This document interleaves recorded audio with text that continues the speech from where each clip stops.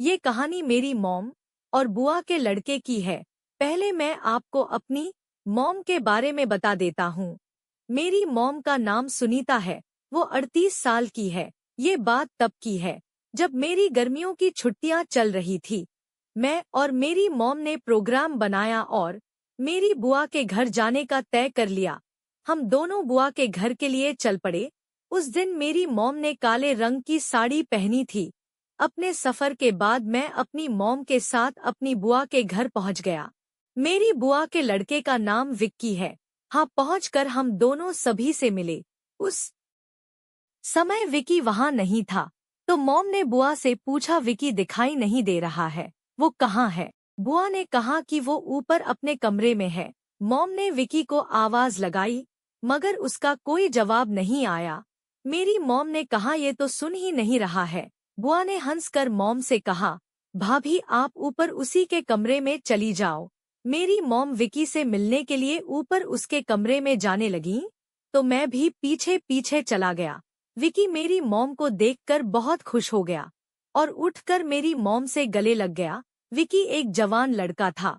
Mom बोली, तू दोनों बात करो, मैं नीचे जा रही हूँ। मैंने भी विकी से मॉम के साथ नीचे जाने का कहा, तो वो भी मेरे साथ नीचे आ गया। सब लोग नीचे बातें कर रहे थे।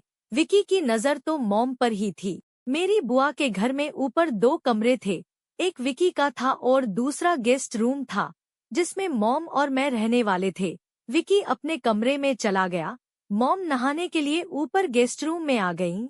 उस वक्त विकी बाथरूम गया था। उसे नहीं पता था कि मैं भी ऊपर आया हूँ। मैं बाहर बालकनी में खड़ा था। तभी मॉम भी अपने रूम में आ गईं। मेरी मॉम विकी के कमरे में आकर उसके पास बैठ गईं। वो दोनों बैठकर बातें कर रहे थे। उनको पता नहीं था कि मैं बाहर बालकनी में खड़ा हूँ। मैं चुपके से उन दोनों की बातें सुन रहा था। मेरी मॉम क्या कर रहे थे विकी? विकी कुछ नहीं मामी, बस बैठा था। मेरी मॉम, और बताओ आजकल तुम्हारा क्या चल रहा है? तुम्हारी पढ़ाई कैसी चल रही है? विकी बहुत मस्त। 1 मिनट बाद विकी उठकर मॉम के सामने पड़ी कुर्सी पर बैठ गया। विकी बोला, क्या बात है मामी, आज तो आप बहुत अच्छी लग रही हो। मेरी मॉम ने पूछा, सिर्फ अच्छी ही लग रही हूँ। फिर बुआजी ने आवाज दी, खाना खाने के लिए, तो दोनों नीचे चले गए। फिर खाना खाकर थोड़ी देर बाद सोने के लिए मॉम और विकी फिर से ऊपर जाने लगे। तभी मेरी बुआ ने कहा कि सुनीता, अगर तुम्हें डर लग रहा हो तो तुम विकी के कमरे में सो जाना। मॉम ने कहा, ठीक है दीदी। और मॉम और विकी ऊपर चले गए। थोड़ी देर बाद मैं भी बहाना बनाकर ऊपर चला गया। विकी के रूम का दरवाजा बंद था, तो मैं दूसरे रूम में आ गया और देखा तो सामने खिड़की खुली थी।